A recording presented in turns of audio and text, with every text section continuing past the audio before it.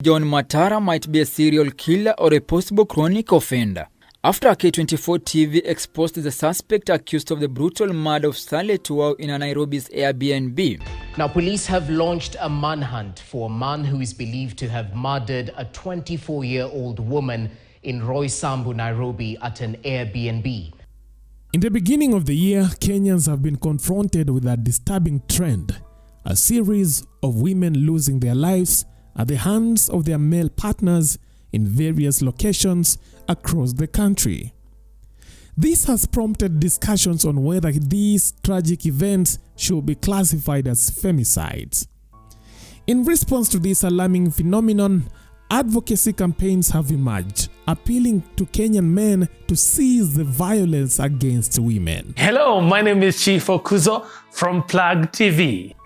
But the campaigns have gained widespread attention both offline and online and have ignited a spirited debate among the Kenyan populace. Mi mama ya parliament. Mi mama ya parliament njooni tuongee. Mi mama naomba kuongea na nyinyi. Ukijijua tu uko parliament, please. Na kuomba. Tunakufa. Tunauliwa. Femicide is becoming a norm in Kenya. And the rate at which the social media is embracing this, and in fact, men are just happy saying, if you don't look for your money, utauliwa. It is alarming. It is alarming. Sahi ni mature women, they are being killed. Very soon itakuwa teenagers. Kesho mtoto anatembea anaenda shuleni tunampata ameuliwa. It is becoming a norm. Na it is so scary. So, mi mama ya parliament, I'm just here kuwa beg. Please, mtusaidie. Say something in the parliament. Bring up a bill. Motions, please, about this. It is alarming. Tumeingia tu mwaka mpya, not 3 weeks ago. Two murders ambazo si tunajua, zingine chini ya maji ambazo hatujui. So, wamama wa parliament, we are begging you. Please, say something, do something. The first one, mlinyamaza. The second one, amwezi nyamaza. Tutakufa, tutauliwa. Sawa, as much as stop being a slutty, look for your own money, is it okay to kill someone? A segment of the Kenyan population contends that women should take steps to safeguard themselves in such situations. They suggest that women should exercise caution and avoid putting themselves in vulnerable situations with unfamiliar men. All men for being murderers. Let's call men out for being not protective to women, while actually that right there, protection is man's instinct. But look at what is happening. Not protection anymore. Killing, murder. But I love Chimamanda Ngozi Adichie. She talks about the danger of a single story. In as much as we are vilifying men for doing all that, which is really bad, by the way, murder, for what it is, it's really bad. But again, do you know actually that prevention is better than cure? Because even though we're going to call out men for the bullshit, we're going to call out murderers for having done atrocities and all that kind of thing, but at the end of the day, we'll come back to you. We are going to tell them to stop. But, well, are they going to stop? You know, I mean, we're going to tell them, stop killing women. I have actually said that, but are they going to stop? If they won't stop, then whose responsibility is it? It is your responsibility. Please stop meeting strangers. And this is actually what Shafi Weru said the other time, and he was fired and cancelled for the same. But it is time you people stop meeting strangers anyhow in like enclosed areas. Sometimes you just have to meet in an open place. Learn them first. Look, some of them are actually being sacrificed for rituals by Nigerian men because you're looking for money. You don't want broke men. I mean, we are broke. We are too broke for you. So that's why you're choosing to go for a Nigerian man who is very rich. But now what's happening after all this? You want us now to start fighting for you after everything has happened and still calling us broke? Scarlett's biggest problem is that she's trusted somebody who she didn't know. That's it. Trusting somebody you don't know. That is the worst thing. Just stay away from people you don't know. If today I wanted to hang out with anyone, at least it is somebody you know, somebody you trust, but number one, somebody you know. That's it. And this viewpoint is rooted in the observation that many of these fatal incidents involve women meeting men in private settings, culminating in tragic outcomes. And recent cases have intensified the discourse, notably the tragic death of starlet Wahu, who succumbed to multiple stabbing inflicted by her male partner, John Matara. Additionally, a horrifying incident unfolded in an Airbnb on TRM Drive, Thika Road, where a 24-year-old woman was brutally mutilated. Ni mwanaume. Kijana tu mdogo sana. Mwenye anaonekana kwa CCTV. Na unaweza kutuonyesha kwa nyumba? Tutaingia tu. In case askari wakimalizia mtaingia tu. Askari wako? Na umejua identity ya huyo msichana ambaye ameuliwa? Hapana, asikujua juu kijana ndio alichukua nyumba.